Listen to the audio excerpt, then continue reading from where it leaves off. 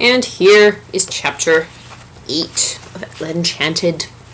Oh, we're just rushing through this so speedy. We're like, but like, this is what we've read, and this is what we haven't. So I guess we're not really rushing through it, but you know, for me we are. You know, it's only the second day that I've been doing these, so for me we're rushing through it. Okay, chapter 8. Hattie didn't know about Lucinda and the curse, but she understood that I always had to follow her orders. After I rubbed dust in her face, all she did was smile. The smile meant that dust weighed little in the balance of her power. I retreated to a corner of the coach and gazed out the window. Hattie hadn't ordered me not to take the necklace off again. What if I lifted it over her large head? Or what if I yanked it off her neck? It would be better broken than owned by her. I tried. I told my arms to move, told my hands to grasp, but the curse wouldn't let me. If someone else had ordered me to take it back, I would have to. But I couldn't will myself to reclaim it. So I made myself look at it, become accustomed to the sight. While I stared, Hattie stripped the chain, gloating. In a few moments, her eyes closed. Her mouth fell open, and she began to snore.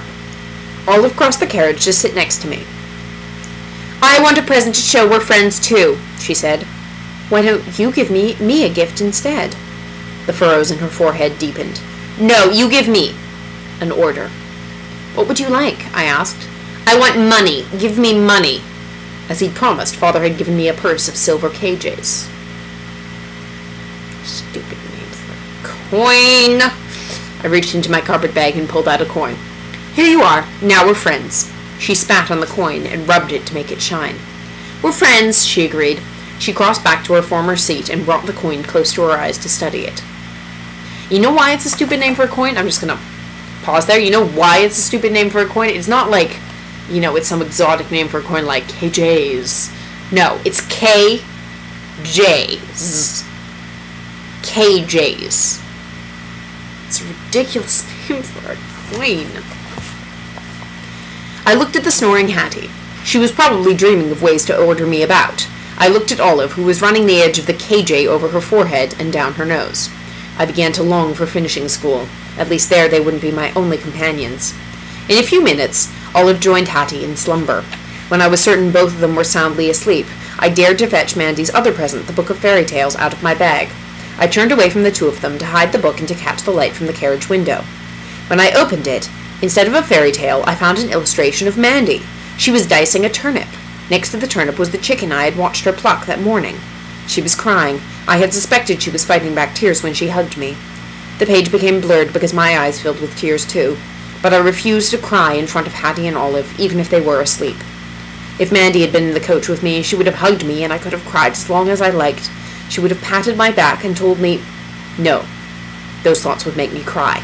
If Mandy were here, she'd tell me why it would be big bad magic to turn Hattie into a rabbit, and I'd wonder again what fairies were good for. That helped. I checked to make sure they were still sleeping. Then I examined the next page. It showed a room that was probably in King Gerald's castle because Char was there, and the crest of Kyria was painted on the wall above a tapestry. Char was talking to 3 of the soldiers who had been in the ogre's guard at the menagerie. I puzzled about the meaning. Maybe an explanation would follow. I turned the page and found 2 more illustrations, neither one of Char or soldiers. On the verso was a map of Frel. There was our manor, bearing the legend, Sir Peter of Frel. My fingers traced the route to the old castle and on to the menagerie. There was the south road out of Frel, the road we were on now, far beyond the map's boundaries, far beyond the manor of Sir Peter of Frel. The right-hand illustration showed Father's coach, followed by 3 mule-drawn wagons loaded with goods for trade. Father sat atop the coach with the driver, who was plying his whip. Father leaned into the wind and grinned. What would the book show me this time?